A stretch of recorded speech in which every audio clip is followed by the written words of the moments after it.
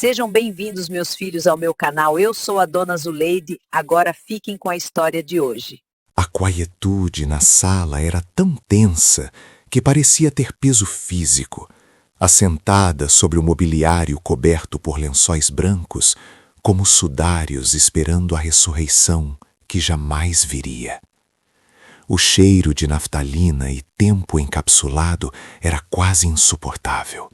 Mas o que realmente sufocava Elara não era o pó das décadas, mas a promessa não dita que a ligava àquele lugar, o solar dos Almeida. A leitura do testamento havia sido breve, seca e devastadoramente específica. A velha Sofia, a matriarca da família, aquela cujo silêncio havia sido a regra de ouro por 3 gerações, deixara tudo para a neta, Elara, sob uma condição perturbadora, quase medieval. O advogado, um homem de pele pálida e voz monótona, havia lido a cláusula final com a indiferença de quem lida com meros bens, mas Elara sentiu a espinha gelar. A herdeira deve, em prazo não superior a 7 dias, incinerar o conteúdo completo do baú de ferro fundido localizado no porão, sem abri-lo, sem examinar seu conteúdo e, sobretudo, sem jamais fazer perguntas sobre sua existência. O descumprimento desta única e vital cláusula anulará todo o testamento e a propriedade passará imediatamente para a Fundação de Caridade dos Irmãos Esquecidos de Santa Luzia. Esta era a isca, o gancho inicial. A casa, enorme e decrépita, valia uma fortuna incalculável, mas a liberdade de Elara estava atrelada a uma obediência cega e destrutiva. O baú. Que segredos guardava a velha Sofia, para que a mera possibilidade de sua revelação fosse um risco maior do que perder todo o patrimônio? A avó Sofia havia morrido de forma abrupta, não em paz, mas com os olhos fixos em Elara, momentos antes de seu último suspiro, sussurrando não uma despedida, mas uma ordem. Queime a chave, jure-me, a mentira deve durar. Esta era o segundo gancho, mais forte, mais visceral. Elara, que sempre fora a neta distante, a observadora cético daquela família excessivamente reservada, era agora a guardiã do maior mistério dos Almeida. Ela não podia queimar a chave, não podia simplesmente obedecer. A urgência da morte de Sofia, o terror genuíno estampado em seu rosto enrugado, sugeria algo mais grave do que meros documentos fiscais ou cartas de amor proibidas. Sugeria algo que poderia destruir a fundação moral da linhagem inteira. A contextualização se desenrolava no próprio solar. A casa não era meramente antiga, ela era um monumento ao silêncio. As paredes eram grossas, não apenas para manter o frio, mas para abafar sons e confidências. Os retratos a óleo na galeria do segundo andar exibiam antepassados com olhares vazios, todos compartilhando a mesma expressão de estoica reserva. Ninguém na família Almeida jamais falava sobre o passado com detalhe. As histórias eram polidas, resumidas a datas de nascimentos e casamentos, jamais mergulhando nas motivações ou nas verdadeiras crises. A vida da família parecia começar sempre ontem, ignorando a vastidão sombria dos séculos anteriores. Elara estava sozinha na casa agora. Seus pais, já falecidos, nunca haviam oferecido mais do que evasivas vagas, e seus tios e primos haviam se dispersado rapidamente após o funeral, confortáveis com a ideia de que o problema, a herança com sua estranha condição, havia sido jogado no colo de Elara. E assim, o problema se estabeleceu. A obrigação versus a curiosidade. O testamento era uma armadilha perfeita.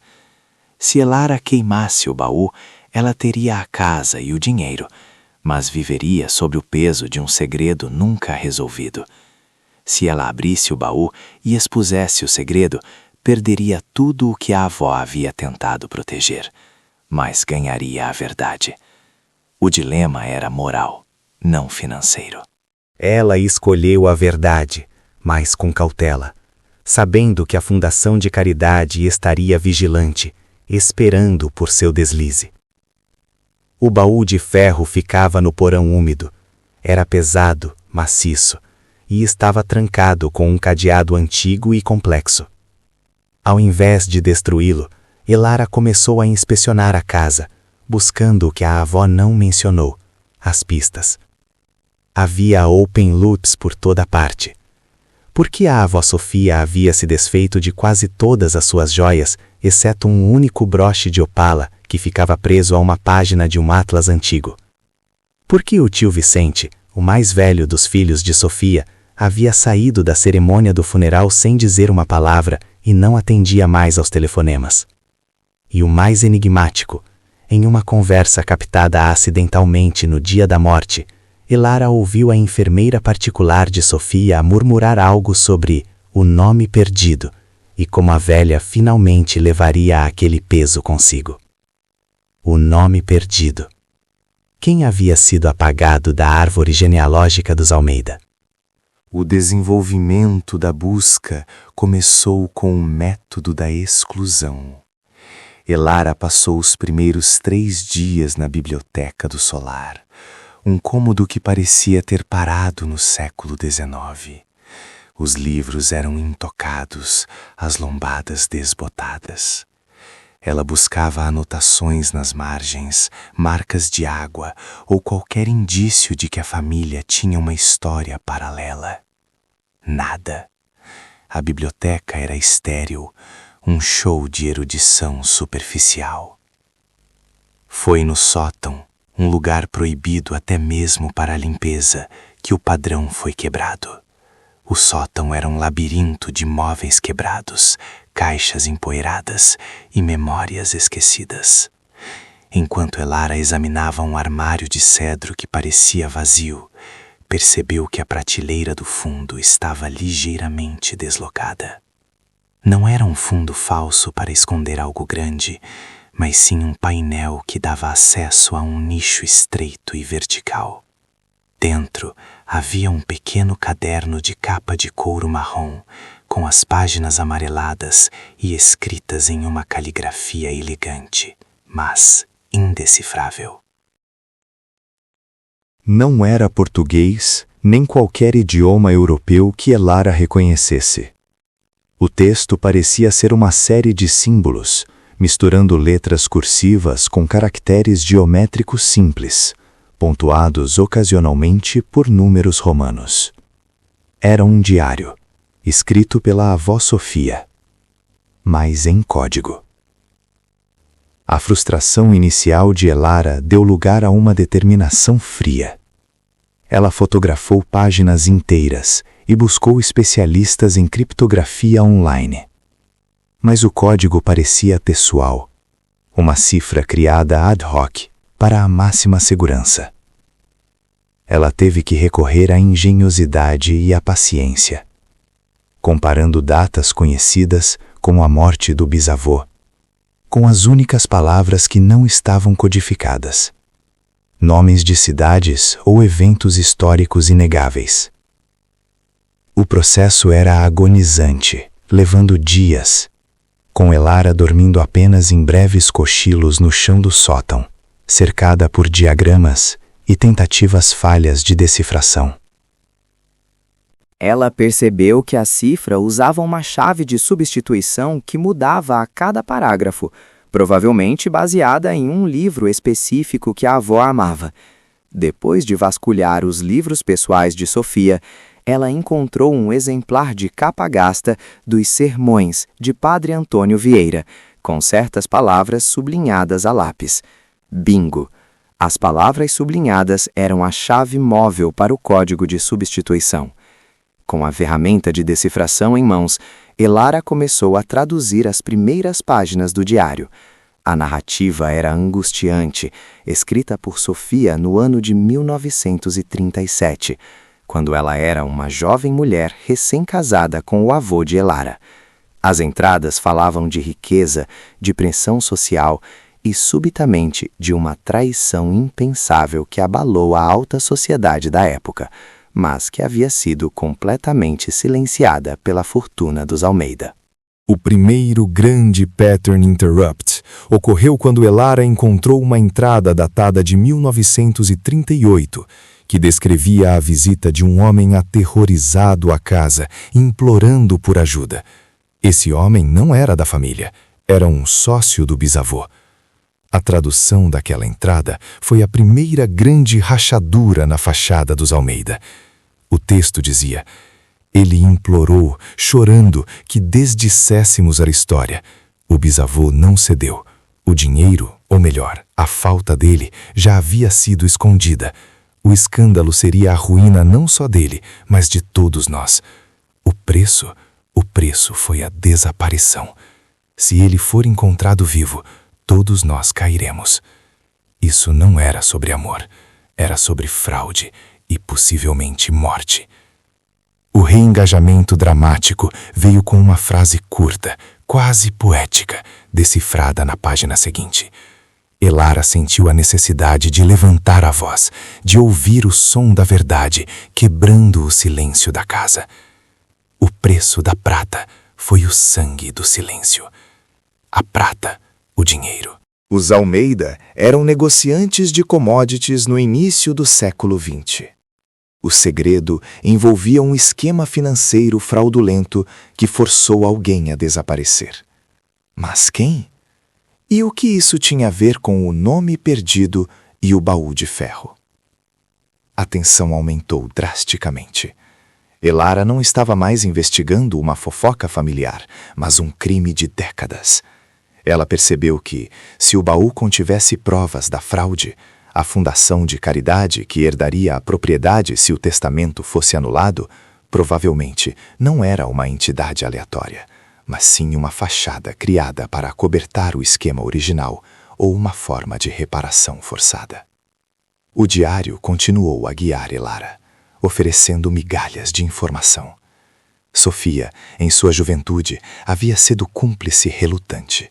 Ela não queria que o crime fosse coberto, mas foi coagida pelo medo de seu marido e sogro.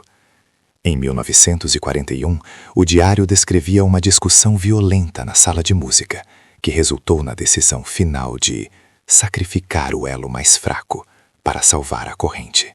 Este era o ponto crucial, o clímax da primeira parte da revelação.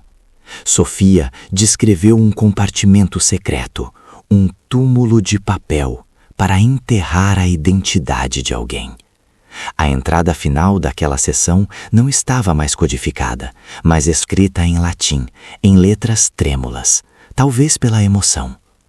Pro bono domus, sed pro malo animi me. Pelo bem da casa, mas pelo mal da minha alma.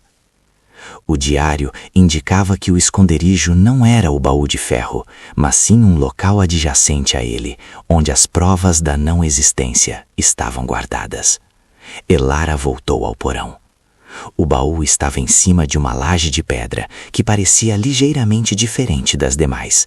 Ela usou uma ferramenta para raspar a argamassa ao redor da laje e, com um esforço monumental, conseguiu deslocá-la. Abaixo não havia terra, mas um pequeno nicho de concreto seco, hermeticamente selado. Dentro, um estojo de veludo bolorento e uma carta selada. A revelação foi tripla e arrasadora. O estojo continha 3 certidões de nascimento idênticas, mas com datas alteradas. E, mais chocante, uma certidão de óbito. Todas para o mesmo nome, Gaspar Almeida, o filho primogênito de Sofia, o tio de Elara, que sempre foi dado como natimorto pela família. A verdade, Gaspar não havia morrido ao nascer.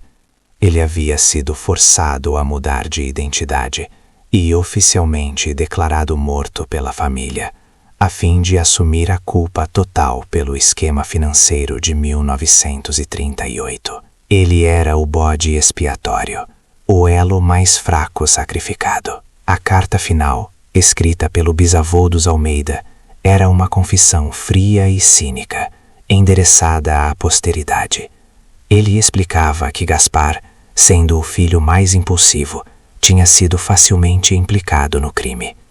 Para salvar a honra e o patrimônio, forçaram o rapaz a desaparecer sob um novo nome e, em troca, garantiram que ele teria uma vida modesta, longe da família, mas com recursos para nunca passar fome.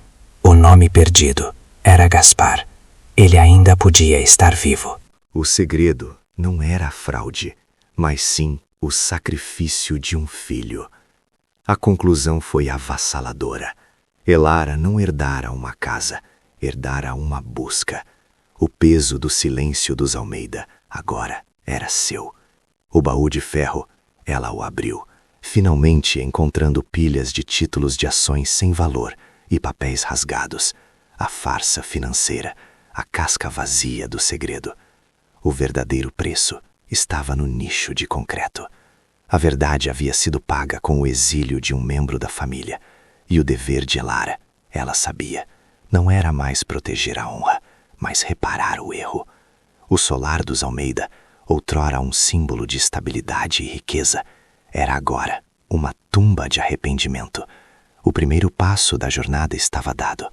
O segredo de quem estava perdido havia sido revelado. Restava saber onde ele estava. O desafio agora era encontrar Gaspar Almeida, ou o que restava dele, e entender por que a avó Sofia havia insistido até o último momento para queimar as provas e manter o silêncio. Havia uma razão maior para o medo que a consumia. Algo além da perda de bens materiais. Esta é apenas a primeira camada da história dos Almeida.